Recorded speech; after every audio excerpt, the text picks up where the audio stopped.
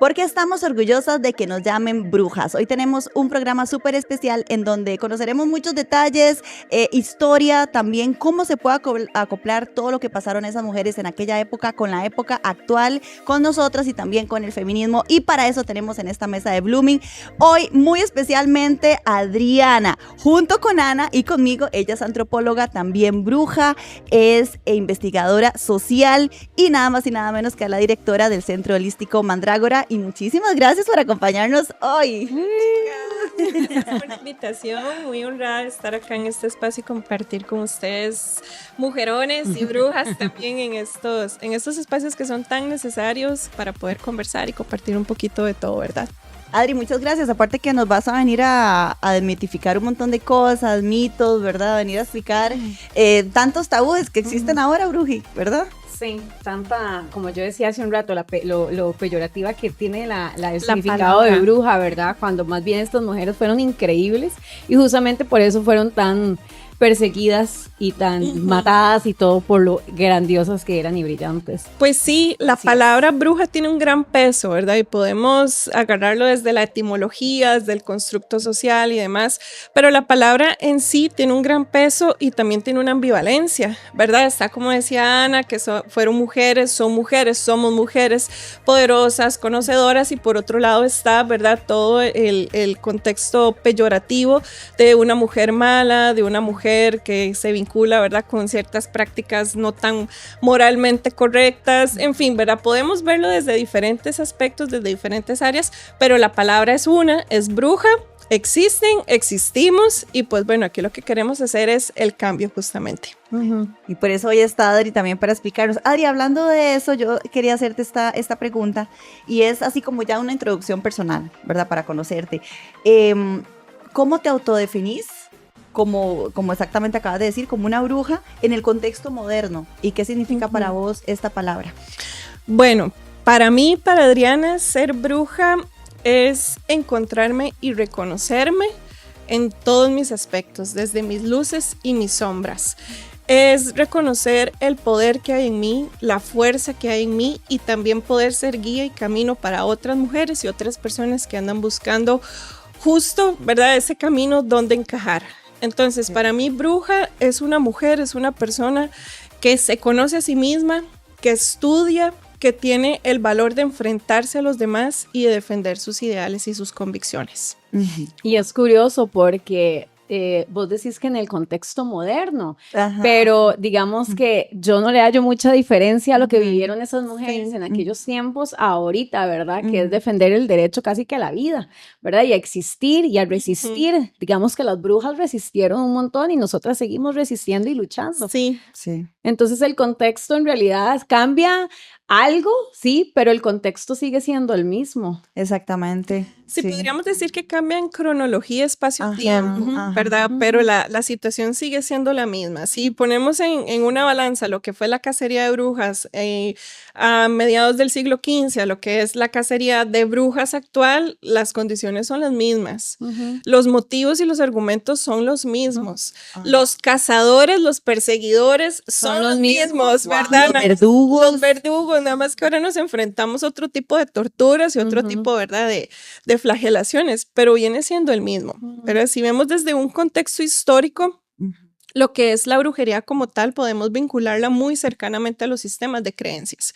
Entonces, si nos vamos a las sociedades antiguas, civilizaciones antiguas, donde las prácticas, ¿verdad?, venían desde la parte de ser nómadas, ya cuando se instauraron en civilizaciones, empezaron a hacer estructuras comunitarias. Y una estructura comunitaria también necesita un sistema de creencias que lo sostenga. Claro. Porque el ser humano, desde que ha tenido conciencia, ha buscado el más allá y dar explicación a un montón de cosas. Entonces necesito un sistema de creencias que contenga, que sostenga también la estructura social, política y económica. Entonces es donde se le empiezan a atribuir aspectos divinos al elemento de la naturaleza, lo que conocemos como el animismo, donde el fuego, el agua, la tierra tienen aspectos divinos y también mágicos espirituales. Wow.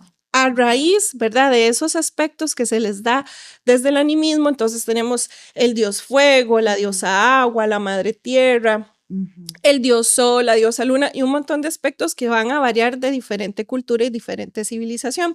Dentro de los sistemas culturales también hay divisiones del trabajo.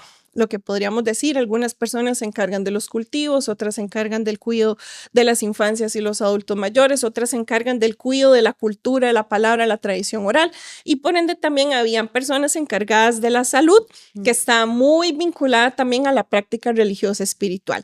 Y por lo general, estas actividades se le otorgaban a las mujeres, porque antiguamente en las sociedades nómadas, también ya cuando se empezaron a establecer, quienes estaban a cargo de dar el sustento eran los hombres, entonces ellos se retiraban por largos periodos de tiempo a cazar, a buscar alimento, a traer comida, y quienes se quedaban en las aldeas sosteniendo el cuidado, las mujeres. Entonces ellas, a partir de la práctica, yo digo que la brujería tiene su método científico. A ver, y yo soy científica social y alguien me puede llegar a decir, ¿cómo un antropólogo va a hablar que la brujería tiene su fundamento científico? Bueno, al menos esa es mi creencia, porque se necesita hacer, se tiene un problema. De ese problema nos basamos en la observación para la investigación y dar solución a ese problema.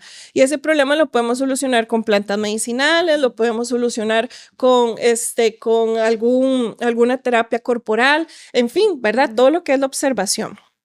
Al estar las mujeres encargadas del cuidado de las aldeas, de los espacios sociales, empiezan a crecer estas dinámicas culturales donde se divide el trabajo, donde se dividen, ¿verdad?, las acciones, donde también los conocimientos se empiezan a adquirir. Ya una vez que las sociedades se establecen en comunidades, empiezan a conocer la tierra.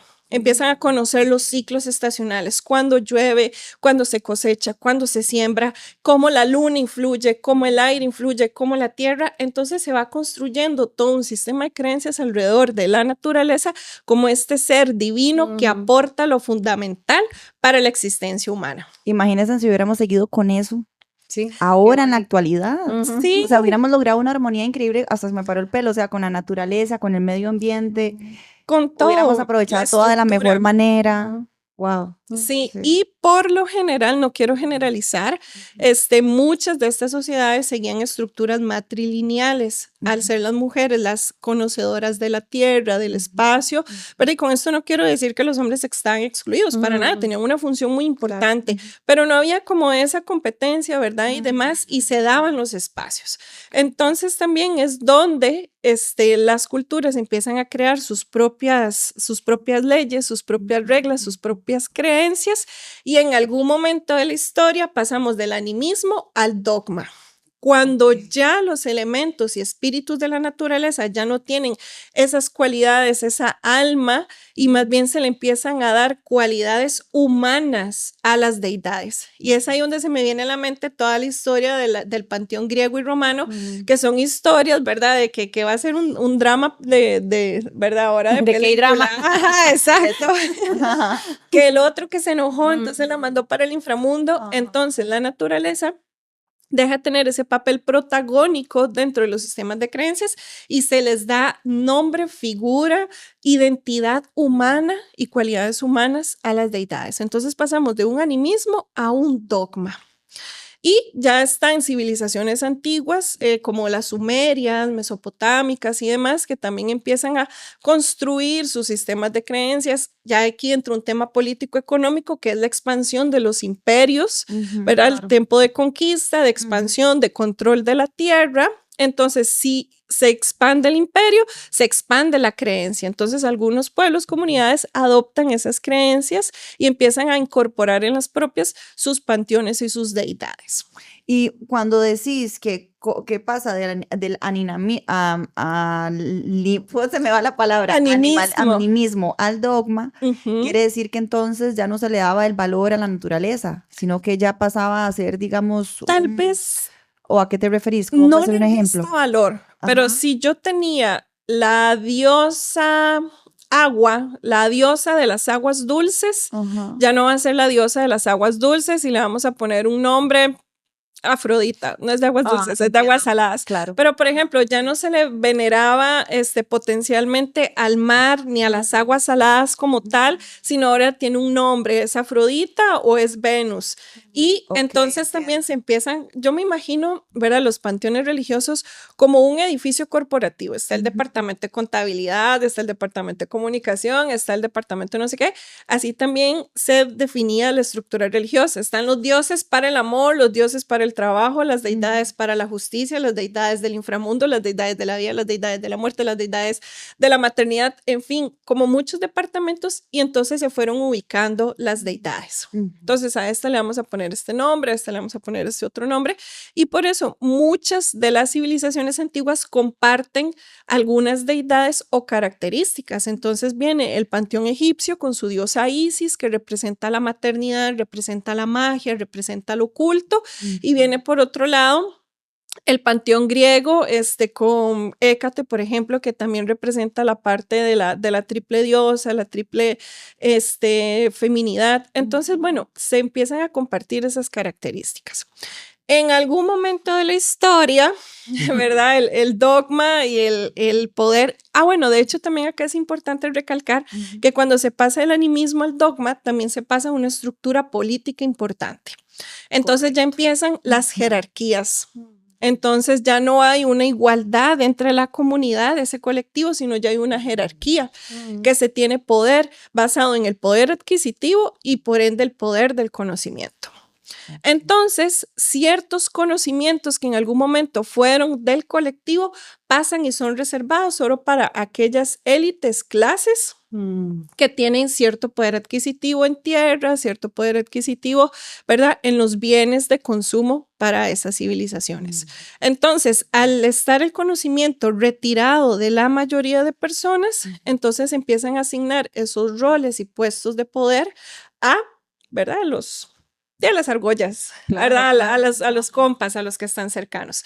Entonces, seguramente a los hombres. Exacto. Ya no hay curanderas, ahora son médicos. Ya no hay parteras, ya no hay chamanas, ya no hay sacerdotisas, ¿verdad? Y también parte de ese crecimiento social, cultural, económico y político también viene a medir fuerzas biológicas, físicas, donde se empiezan a delegar ciertos cuidados, ciertos oficios a mujeres y ciertas labores y oficios a los hombres. Entonces hay como una división muy tajante que no existía antes, que no existía, donde esto es para ellos, esto es para ellas, ¿verdad? Y también se empiezan a construir juegos y reglas sociales. Wow. Ahí inició todo. Y en algún momento de la historia, este dogma, ¿verdad?, pasa ya en manos, podríamos decir, de las tradiciones y las religiones abrahámicas, entiéndase el judaísmo, el cristianismo y el islam, que son las tres grandes religiones de tradición abrámica que tienen mayor expansión por niveles políticos y económicos en lo que es África, Medio Oriente y ya expandiéndose a Europa hasta llegar a América. ¿Se pone peor la cosa cuando pasa la religión? ¿O es que, ¿cuál religión? A las religiones, la imposición. A la imposición de la religión. Bueno, si lo vemos como la religión como tal es un sistema que sostiene la estructura social, porque la religión nos da reglas basadas en la moral y en la ética de quiénes. Es ahí donde empieza también el juego. Pero en el momento donde nos ponen un escenario de lo que está bien y de lo que está mal, entonces ahí es donde empieza el juego. ¿Qué lado? Estoy viendo a ella con una cara porque de hecho que estas razones políticas de expansión y demás creo que fueron la excusa para bueno, ahorita le llamamos feminicidios y demás, pero fue el gran holocausto en donde asesinaron cualquier cantidad de mujeres con solo el hecho de decir que eran brujas. Y esto fue, ¿verdad? Exacto. Entonces, por eso esta pregunta que decía, ¿cuáles intereses sociales impulsaron la persecución de las mujeres o el holocausto, ¿verdad? O como acabas de decir, la quema de las brujas y demás, en lo que es el Renacimiento. Sí. Me imagino que va ligado con eso que estás diciendo ahorita. No, va, ¿verdad? Como también lo que es el periodo de la Ilustración, del conocimiento, ¿verdad? Donde paralelamente se dieron, ¿verdad? Como esos grandes descubrimientos de la humanidad que son parte de nuestro constructo social actual, también estas reglas morales, éticas y religiosas, ¿verdad? Se fundamentan en la existencia de un único Dios. Acá también hay que tener algo importante, porque antiguamente las civilizaciones y los sistemas de creencias antiguos eran politeístas. Había múltiples deidades atendiendo los múltiples problemas y dramas humanos. Entonces, las religiones abrámicas se basan en un único Dios. Estas tres, el Islam, el judaísmo y el cristianismo, también tienen sus reglas, sus estructuras y demás, pero hablan de un único Dios. Y que a partir de ahí, ¿verdad? Vienen sus historias y sus mitos en realidad. Pero al unificar todas las deidades, pasar de un politeísmo a un monoteísmo, donde la figura de autoridad religiosa, ¿de qué género es? Masculino. Entonces, lo que no es de Dios, ¿de qué es? Del diablo. Entonces, si Dios es hombre, tiene su contraparte oscura. Sí, era muy conveniente porque ellos decían, nosotros decimos que esto es así. Y aunque esté bueno lo que ustedes estén haciendo, no nos importa, está mal porque nosotros lo decimos. O sea, por eso se llama la imposición. Y es una dualidad, ¿verdad? Si no es bueno, es malo. Si no es de Dios, es del maligno. Si no es luz, es oscuridad. ¿Cómo sabían ellos o decían ellos que no era de Dios o de X? O sea, es que ahí es donde influye. Y si usted no se comporta de tal forma, es recontracastigado, ¿verdad? Porque la religión las religiones imponen todo el respeto y todo a base de miedo. Exacto, es una gran manipulación que, como decís vos, es una estructura para manipular tan impresionante. Se fundamenta en el miedo. Entonces, conforme la expansión de estos imperios, basados también en una estructura religiosa, cuando llegan a invadir otras áreas, pongámosle norte de Europa, se encuentran civilizaciones todavía con creencias politeístas, donde tienen una dualidad, la masculina y la femenina, y la deidad masculina está muy enfocada a animales del bosque, por lo general animales astados con sus cachitos. Entonces viene una estructura monoteísta a implantar una idea de lo bueno y lo malo y se contrapone a algo que está fuera de mi estructura. Entonces, si esto está fuera, esto es del mal. Y si adoran a ese Dios banal, con cachos, y ahí es donde nace también la figura de el mal, el diablo, el enemigo de Dios. Wow. Entonces también todas aquellas personas que no estuvieran adscritas a esta religión, que es la verdadera, que es la de la verdad, que es la de la luz y es la del bien, vienen a ser consideradas paganas, herejes. Y qué vacilón, perdón, pero es que qué vacilón, porque muchísimas de las celebraciones y festividades actuales están basadas en el paganismo. Ajá. La Navidad, por ejemplo, era la del rey, el dios sol. Ajá. Casi todas, exactamente. Sí, o sea, sí, yo creo que todas. Son una copia exacta del paganismo. Y entonces, qué curioso, ¿verdad? Que ellos, a no poder... si no puedes contra ellos, úneteles, pero de alguna forma, porque, o sea, es como úneteles, róbales lo bueno supuestamente que ellos creían que era bueno, pero los extinguimos de alguna u otra forma ya. Sí, es que lo malo fue imponer, o sea, yo siento que tuvieron que simplemente llegar como a combinar conocimientos y un montón de cosas, o sea, como el ser humano es así, menos el hombre. Sí, sí, pues realmente esa necesidad de conocimiento, de conquista, de tener, y siempre lleva como a la extinción. Y del miedo, el poder, El miedo. Entonces, yo quería hacer un paréntesis nada más antes de continuar, que me estaba leyendo una chica que decía que ya no iba a ver La Noche de las Brujas igual. Porque, o sea, realmente todo el mundo habla, sí, La Noche de las Brujas y demás cosas, pero, o sea, es que realmente fue un holocausto, o sea, que la gente no toma en cuenta, o sea, que no le dan la importancia necesaria y la visibilidad, o sea, porque es que fue como la muerte como la peste negra o guerra. Y 31 de octubre es en realidad el Samhain, no es Halloween. Samhain, lo que pasa es que la gente, ¿verdad? Llegaron, no sé, creo que los alemanes fueron, o los gringos, no me acuerdo quiénes fueron los que acoplaron el Samhain para Halloween.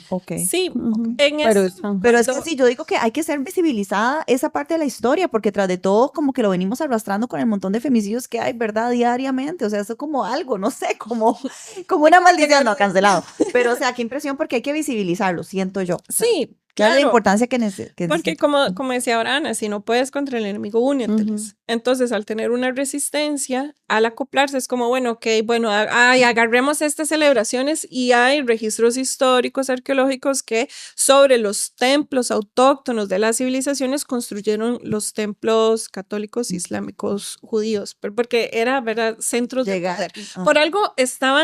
Por algo tenían su centro de poder ahí, esa energía. Bueno, pongamos que es más grande, y adoptemos ciertas celebraciones. Claro. Entonces, la rueda del año, que se conoce dentro del paganismo, que es la celebración de los esbats, los solsticios y los equinoccios, se acopla a ciertas celebraciones y tradiciones cristianas. Entonces, por ejemplo, el 25 de diciembre, que se celebra el nacimiento del niño Jesús, es la conmemoración del nacimiento del dios Sol, del dios Sol, que es el solsticio de invierno.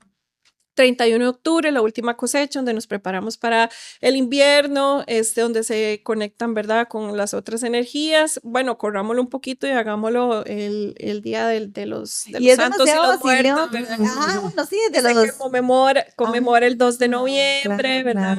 Claro. Porque viene de la traducción del All Eves, ¿cómo es? Bueno, la celebración de todas las almas. Entonces se hace como la traducción, y mucho del simbolismo del actual Halloween es de tradiciones paganas. ¿Por qué se regalan dulces? Porque nos preparamos para el invierno. Entonces, para que nos quede algo dulcito para recordar que después de la muerte hay vida.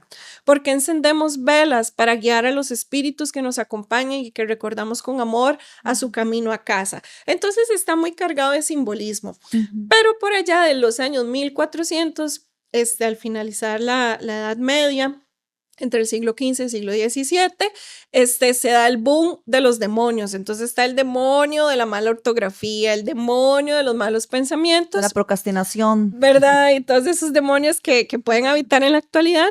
Y es donde se hace una persecución puntualmente a las personas no seguidoras de las religiones tradicionales, y por ende lo que no es de Dios es del diablo. Sí, como el hereje. Y ahí surge la palabra hereje, la palabra bruja, las personas que practican brujería, y según la Real Academia Española, brujería es el acto de practicar y tener ciertas creencias vinculadas al esoterismo y a las prácticas mágicas.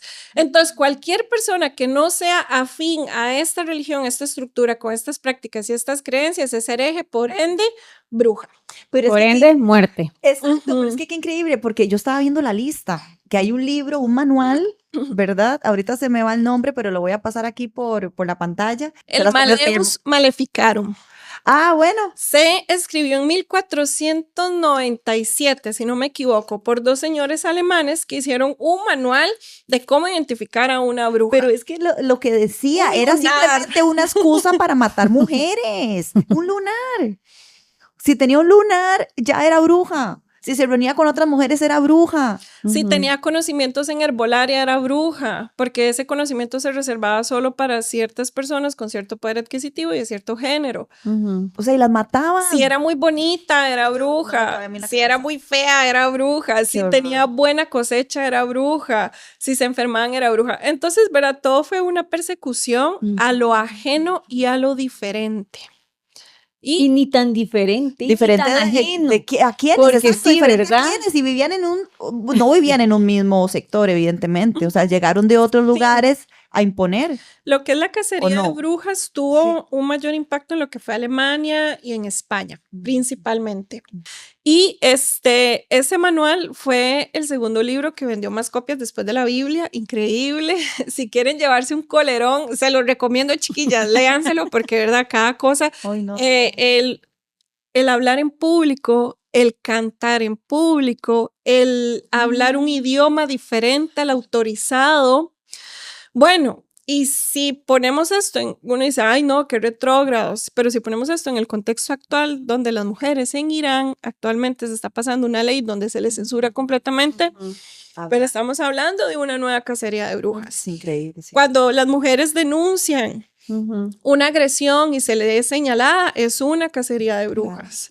Cuando se exponen las fotos, la intimidad de las chicas en redes sociales, Es una cacería de brujas. Cuando una mujer trata de dar su opinión, cuando una mujer está enojada y simplemente quiere expresarse, que no les permiten reírse alto, no les permiten tener enojarse. Derecho sobre su propio cuerpo. Ajá, eso tan importante. Y el tema del cuerpo es muy interesante dentro de esta cacería de brujas, porque si vemos el manual escrito por hombres, ¿verdad? De la moralidad y lo bueno, lo malo, y que se puede malinterpretar, llamémoslo aquí sin decir que es bueno, que es malo, pero, ¿verdad? Existe un manual que también se llama Biblia, que tiene ciertas reglas, ciertos parámetros, que quienes la leen y la practican la interpretan a su modo y a su gusto, y por ende han ocurrido la mayor de las guerras en la humanidad, ¿verdad? La interpretación. Nos dan ciertos manuales de cómo tiene que ser una mujer, de cómo que tiene que ser un hombre de bien, y todos aquellos que se salgan de la norma, ¿verdad? Hay que sacarlos del sistema. Entonces, se prohíben ciertas prácticas hacia las mujeres, se prohíben ciertos conocimientos, entonces aquella que sabe más es un potencial enemigo al sistema. Es que hay que verlo como lo que es un enemigo al sistema. Y nosotras actualmente, las mujeres feministas, somos enemigas del sistema. Pero entonces, todo ha sido una trama.